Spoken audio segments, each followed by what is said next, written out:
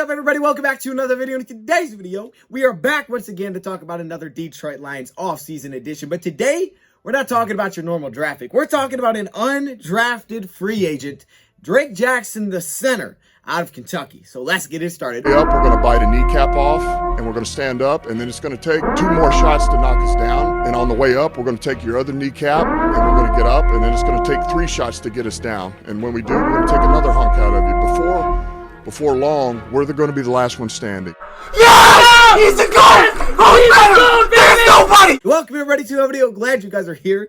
We're back to talk about another undrafted free agent. You love doing the undrafted free agent videos because if they boom, awesome. If not, you didn't use a draft pick on it. So dang, I mean, it stinks, but it's also like it was undrafted, so it's okay. I love the undrafted free agents. It's cool. It's an awesome story. You root for them. It's awesome. Sometimes you find steals in there. We've seen some absolute gems out of undrafted free agency, some gems. Like, I didn't even know Aaron Foster was undrafted. Okay, AJ Boyd, like, there's some beasts that go undrafted. I think James Robinson last season for Jacksonville. So, you know, undrafted players, you can't overlook those guys. And today we're talking about a center. Now you're thinking, a center? How is this going to be a center? We're going to talk about an offensive lineman, but trust me, all right? And I'm not just saying this. I love watching the offensive lineman. And I know that sounds like, right, you're just saying that. No, seriously, I love it because when you watch a football game, you're watching the football, right? You're following the football, the quarterback, whoever catches it, who's running, everything like that. But you're never really specifically eyeing in on that offensive line unless there's a sack or someone runs somebody over, or they show a replay. You're never really watching the offensive line. But then when you go back, you watch the games, you slow it down, you zoom in, you get to see some of the hand battles, the leverage, and it's like, dang, this is awesome. This is cool. These are battles in the trenches, man.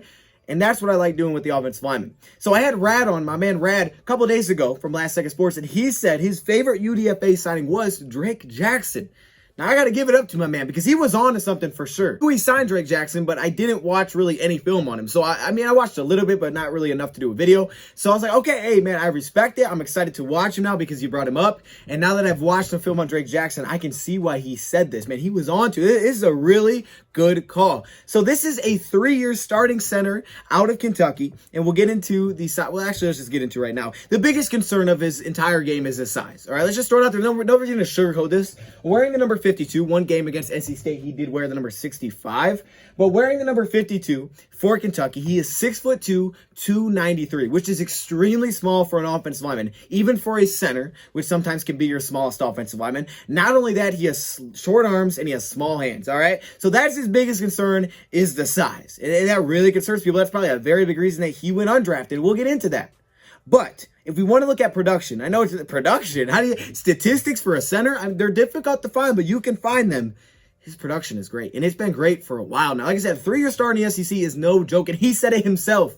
Hey, basically, I played in the SEC. Like, I went against the best. So you can be worried about my size, but I mean, you can see what I did against the competition. It's like, okay, what else do you want me to do? Here's his production. In 4 years with Kentucky, he's allowed 1 total sack. Last season, 3 hurries. That's it.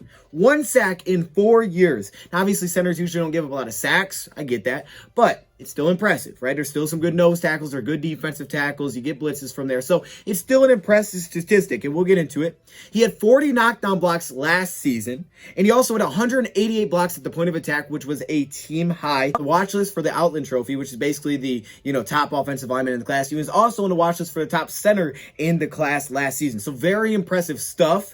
1 week, he actually graded as the best center in the country, and that came against Tennessee. If you want to watch a cool game, watch him against Tennessee. He dominated Tennessee. Statistically speaking, I mean, the numbers are there. If you go by PFF grades, he grades as one of the better centers in this class. So the grades, the stats, they're all there. I mean, they are all there. And then obviously the fact that he played in the SEC, the fact that he was a team captain in the East and West games, he was a number 2 ranked center out of high school, coming out of in the country. But it's the size is the big question. Now, I have seen rumor that he did lose 20 pounds last season to try to stay with that body shape, and that's cool, with his play style.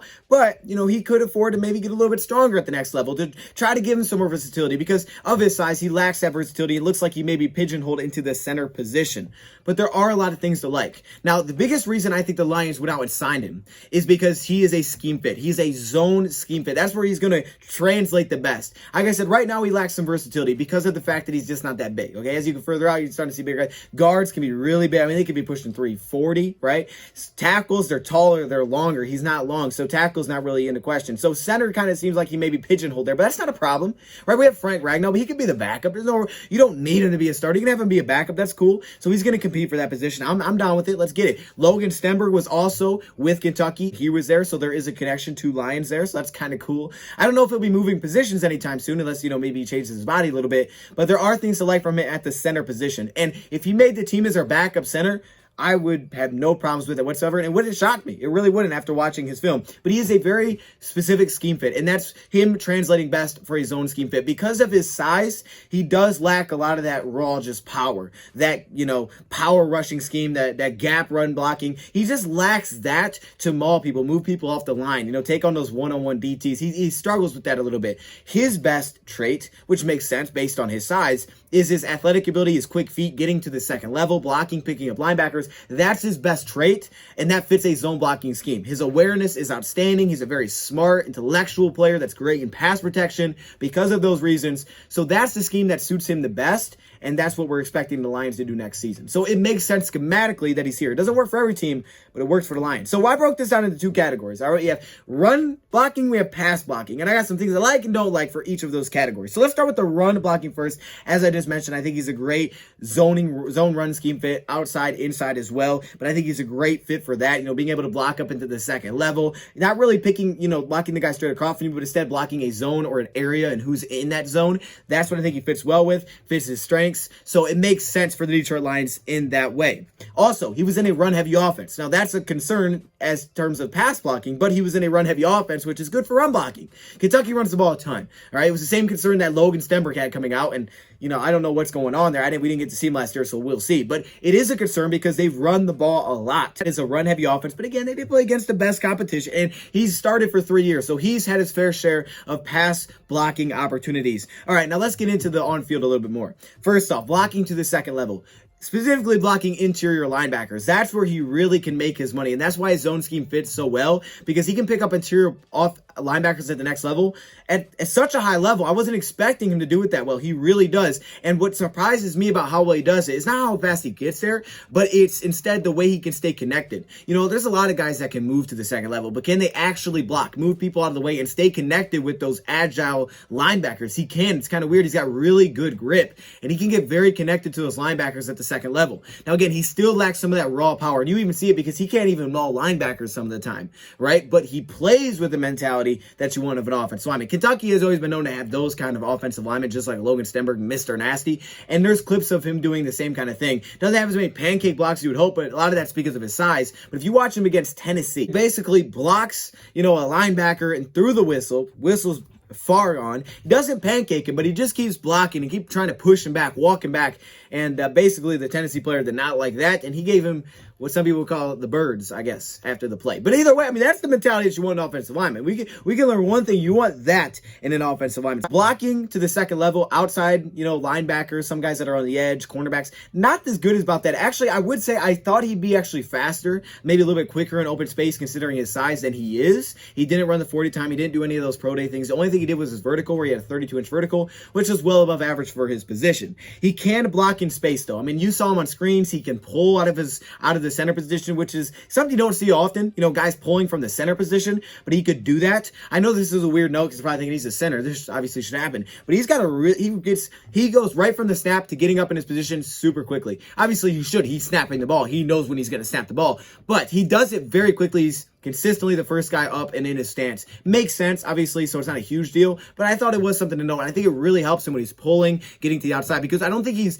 as quick and as fast that I thought he would be, but he does have nice kind of choppy feet in space to kind of stay in front of people, but also he has a really nice get off the line of scrimmage, so he can get out there in space pretty quickly. The problem is running backs, receivers can overrun his blocks very fast because he's not that fast in space. It's just something that I noticed. Like, for example, Penei Sewell is faster than him in space, guarantee it, and he's 30 pounds bigger. So that does 40 pounds, about 40 pounds more, which surprised me a little bit, but at the same time, I guess I understand it. He did go undrafted. He does have incredible grip for a run blocker, and this also comes in pass blocking as well, but we'll get to that in a second. The very small details to be successful like he was, because he can't fall back on the, the length and things like that, and he's got a lot of experience doing this as a run blocker. The fact that his grip is so good is a lot of times because he's blocking upfield, and that's why you really like him in the zone scheme, because he can stay very tight. Pass protection is where you can see some lunges, things like that, because it's more anticipation, because he's not moving forward, and that's when guys get further away from him. So he's kind of guessing, where they're going to be. He can't really get up tight. Because he gets so close in the run game with defensive linemen, that's why his grip is so tight, because he gets right next to it. If you're far away from someone reaching, trying to grab, it's easier to smack your arms off. But when you're right up like a foot away, to knock your arms off, because you're clinched right here. And in run blocking, does a fantastic job of staying between the shoulders. It's really tight inside, and he's about a foot away. It's really tough. He may not throw you down, maul you, but he's going to hold you right there. He gets really tight inside. So he's got the little things. Okay, so here's basically what I mean. You see the pistol formation, by the way, like we talked about with the Lions offense. But anyways, center position. Now watch Drake Jackson. Watch him get inside. Stay up close and tight here. This is how he keeps such a good grip. Okay, we're going to pause it right now. Okay, look where he is. Look where his hand placement is. Okay, it's right inside. He's very tight. That's why his grip is so good. This is, his ability to move guys backwards because of these little things. And then obviously, before getting outside, he lets go. No flag. Centers, offensive line, they're going to grab. It's really about just staying inside the shoulders. That way the ref, they're not calling it because you're grabbing out here. But he does a really nice job of just having a really tight grip. He can grab you with one arm and kind of just stay connected. I think he really sets himself apart. And again, this comes in pass protection. We'll get to it. But the thing is he's short. He's not the biggest. His arm length is bad. He's got small hands. So because of that, bigger DTs, nose tackle, they're going to overpower him over time. And you'll see it. Over time, if a quarterback's holding the ball for a while, he can get overpowered. We'll get to it. But what he does well, how he combats that is his leverage. He's got better leverage than the guy, and that's how he can push guys out of their spot. He's not big enough. He's not strong enough to just run through them with bad leverage, bad positioning, but he gets really good leverage. He gets under the shoulders. At that point, that's when he can kind of move guys out of the way, and he can at least get in a position where he can open up lanes for a running back. And like I said, he's not a mauler, so his zone running scheme is going to be the best fit for him, but he does have good grip, and he consistently gets good leverage. He stays low. Here's an example of him getting too high and not keeping good leverage and the problems that it has. Now, it's not bad positioning here because, he's trying to hold his DT so they can pull out. Makes sense. However, he gets too tall, and you can see how the defensive lineman is able to really push him back. He doesn't stay low, and, you don't even have to be the biggest guy. With bad leverage, he's going to have some big problems. You can see here. Understands he has to get close to the defender. He can't reach, so he gets very close to a guy. So you don't see it a ton, but when he's far apart, when he's reaching, when he's anticipating because of his shorter arms, that's when you see, positions where he's missing strikes. He's getting outside the numbers. He's starting to grab on the shoulders. He's starting to get up top. Power running schemes, gap running schemes are not going to be his strengths. All right, he's going to be fit and suited for a zone block scheme. He did that. He did a power run scheme. They mixed it in, but zone blocking scheme is where he's going to have his most success at the next level unless he changes his body type a little bit. Leverage as a run blocker are two of his biggest strengths, and also, of course, the mentality. That leverage are two of his biggest strengths, though, because he can stay low, he's got fantastic grip, and he's got those quick, choppy feet, and he can kind of pick up, upcoming guys. He's just a very intelligent offensive lineman that doesn't usually let things through. If you get a delayed rusher on a run play, usually he'll pick it up. Zone block scheme is going to be the best fit. There are limitations as a run blocker, but he can run block. He's not going to be mauling anybody in the NFL, not consistently at least, but he brings the mentality that you need. But then it's pass protection. All right, in pass protection, there's a lot of similar things that translate here. They just are used in a different way. This is awareness. I think he's extremely aware, very smart center. Actually, I think one of his Kentucky coaches basically said that, hey, if you got a young quarterback, you want someone that's going to take some pressure off your quarterback because he's, can do the offensive line adjustments, things like that. He's your guy. And that's what makes him NFL ready, is because he's been playing for so long for Kentucky. He does a lot of the adjustments. He's, the quarterback of the offensive line, just as simple as that. In college, he's responsible to do a lot of that. So at the NFL, he can take pressure off a quarterback. And, Goff, he's only 26 years old, so he's slightly young, but it is nice to have a guy that can kind of command the offensive line and knows where everything is. And it also helps you if you're trying to move positions, knowing what everything is going on. But in pass protection, his awareness to me is great. His awareness is outstanding. All right. Usually doesn't let people just run by him. Usually clogs a rusher, delayed rusher. If a stunt hits him, he's very good at seeing everything, seeing the entire field, keeping his head on the swivel, keeping, tabs on someone with one hand and just looking around towards the other. Like I said, his length, his, recovery speed may not be incredible, but he does do a really good job of being aware of everything that's around him and, just kind of staying in his zone and seeing everything, not getting himself out of position, not going trying to do something that he can't, just staying in a spot and really just taking care of that interior of the offensive line and just being extremely aware, helping off if he needs to, if, he's free. He's just a very aware offensive lineman that's very smart, and that's going to help him a ton in pass protection. Pass protection, one of his biggest knocks to me is that he can get bull rush back. He can get moved back. He can get moved out of position as time goes on, because bigger nose tackles, bigger DTs, you know, it takes a little bit, but as the play goes on, he's moving back. He's not, you know, pushing guys backwards. Playing in pass protection, he's going to get moved back. He's not an anchor. He's not a stone wall that you run into. He's going to get pushed back. But the thing is, his grip is fantastic. And just like a run blocker, his leverage is what makes him such a good offensive lineman, because he gets low. To me, this is just a fantastic rep against Alabama from the setter position here. He's going to slide over a little bit of an RPO type of action, so it allows him to be slightly more aggressive, even though he's still backing up. But it's all about the hand placement and the leverage here. But look where he gets his hand, his left hand. Watch that, boom, right in the chest. All right, now when he gets there, he's able to kind of just wall off the defender here. You're going to notice his left hand kind of start to go up, and it kind of gets on the collar, so he's got to be careful with that. But the defender here, you can see he kind of knocks his arm off, gets him high. We'll talk about this later. This is recovery. Watch how he recovers his left hand. Boom. Right back on the numbers, gets that positioning, and all of a sudden he walls the defender right there, and now it's hands to the face for sure. I mean, you can find these reps everywhere. Here's one as well. Look at the left hand. Just get right inside the pass rusher and just kind of stonewall him. And he's very disciplined to do this kind of thing consistently. Kind of stay connected with just one arm. Doesn't mean he's going to move you out of the way, but he's going to stay connected with you with that fantastic grip. He's got quick, choppy feet, and this really shows up in pass protection a little bit as a run blocker at the second level, being able to stay in front of some of them linebackers. But like I said, specifically in pass protection, and it's a short area, I get it to cover, but he does. He's always got his feet moving, and because of that awareness, you know, if a rusher comes in, he can kind of just step over and get in front. He's really good in that area, so I like him a lot. He seems like a very trustworthy pass protector. At least he did in college. We'll see how it translates because of, you know, some of the size issues. But in college, he's very trustworthy, and I think the statistics say that, allowing only 1 sack in 4 years. I mean, there was no like hiccups where he got lost, miscommunication. He was on top of it. I think I had to take a note of is his recovery leverage. All right, so basically what this means to me, this is how I word it, attack him, you know, and they swipe those arms off. He's got a great recovery leverage. So basically he'll get really low then. He'll get down, he'll get right down here, you know, right on the numbers, and he recovers that way. He's got pretty quick, choppy feet in short distances, but he's not going to be able to run and stay with you. He's not going to be able to just push you over once you try to make a move like that and just throw you in the ground like some of those big tackles can. So for him, what he does really well is once his arms are thrown off, is quickly getting his arms back into the play because his length isn't great. If he lets you get far apart, he's not going to be able to reach you anymore. And then he gets holding, he can't reach you. So he's got to stay tight. So he gets very tight with guys. If they throw his arms off, he quickly can recover and get right back, but he gets super low. Bigger DTs, nose tackles, as they slowly kind of work him back towards the pocket, he does his best to keep good leverage, and that's what stands apart. When he loses leverage, that's when problems can occur.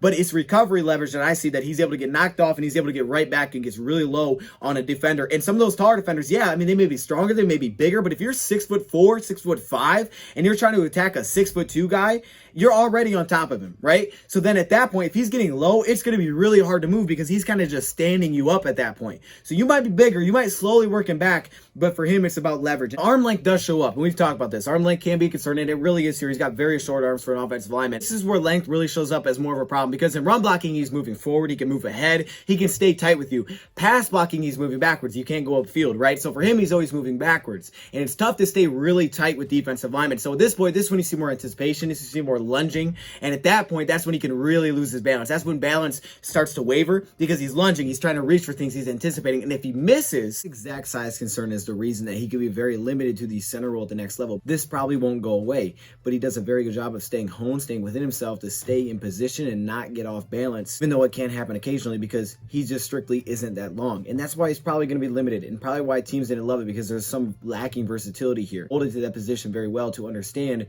how he needs to play that role. There are some concerns because you're not going to be able to make his arms longer, but that's where you see some balance issues because he does have bad length and he'll try to lunge for things. Be overpowered. He can be pushed sideways. If they hit him right in the shoulder pad, they can kind of push him out and open him up sideways. So this is why in a gapping power wrestling scheme, this goes to run blocking as well. This is why he's not suited for that extremely well because if he's trying to block him forward, he's got a guy straight across it, he's got to pick up. That's where problems occur because as much as his leverage might be great, some guys just simply overpower him. In the NFL, there's big dudes. They're bigger dudes than we were in college. These are big monsters, right? So they're going to punch you, and if that first strike can put you out of position like this and it opens up the lane, all a defensive lineman needs is to move half your body. That way they're in position to shut it down, right? And you're going to take away that complete run lane. So for him, his strength is he can push and then go up to the second level. Get to the second level, pick up linebackers. Those guys aren't consistently pushing him backwards, all right? He may not put him in the ground, but he can, he's not going to get ran backwards by those guys. So it's the big defensive, interior defensive lineman that can kind of push him out of spots. In pass protection, again, they'll move him back, but he plays with quick, choppy feet to try to stay in front. So you don't see him, losing leverage like that consistently, but he does stay locked. So it's the little things. It's the grip. It's the leverage. It's the little things like that. Quick, choppy feet. It's not like he's weak. He's not weak, but he does lack some size. Holding is something that I do wonder about a little bit because he does miss strikes because he anticipates, he lunges, and at that point he gets caught outside. And he plays with the mentality to play through the whistle. So at that point, you wonder if there's going to be holding calls. I didn't see that many in college. I only saw one, and I don't think it was holding. He grabbed him and he threw him on the ground. I don't think it was really holding, but it can happen at the NFL. I could see it happen in certain occasions where he's just reaching for things, and then he gets those bad strikes and he lands out of position. His placement's wrong. Longer offensive linemen don't have an issue with that because they don't need to get up close with you, especially in pass protection. They can just reach out and grab you. He kind of has to anticipate and try to grab things. So at that point, that's when his strikes are off. A pass rush makes a move. He gets outside. Now he's outside the shoulder pad. Obviously, he wants to stay connected because he can't let him just run by. That's where holdings could show up. I didn't see it a lot, but I'm just predicting we could see issues like that. So the big problem here is that there's not really a high ceiling. You don't really know if there's much of a higher ceiling here, how high his ceiling could be, because he has athletic limitations big time right now in terms of size, arm length, height, weight, hand size, it's all concerning. You wonder how high his ceiling actually is. This size right now, power gap rushing schemes aren't going to be his strong suit. So there's definitely things here, and I think that's part of the reason he probably wouldn't have drafted is because size now, but also how high can his ceiling really be. However, in the right scheme, maybe he could put on some more weight, but I think right now he may be pigeonholed more that center position. He does lack versatility because trying to slide and tackle ain't going to happen. Guard's probably even going to be tough too. So versatility's lacking, upside maybe a little bit lacking here, but the guy can play, and he did it against top tier competition. He held on his own. How high ceiling's going to be unless he can put on more weight, get much stronger. But I can tell you this, the guy played, and he played at a high level. So for an undrafted free agent signing, you could be looking at a very legitimate backup center here. I could see that, him backing up Frank this season. When you consider offensive line, I could see him taking that role. And there's nothing wrong with that role. That's perfectly fine for me. The NFL is using some of these more athletic guys to be able to block to the second level. Not as athletic as I would hoped, personally, but he can definitely play in that kind of scheme. So I think as a backup center, I think it fits. I could see him winning that role. And this guy could be looking at a roster spot, and it'd be pretty cool, him and Logan Stenberg on the same team. Let me know in the comments below. Thank you for watching. I'm out.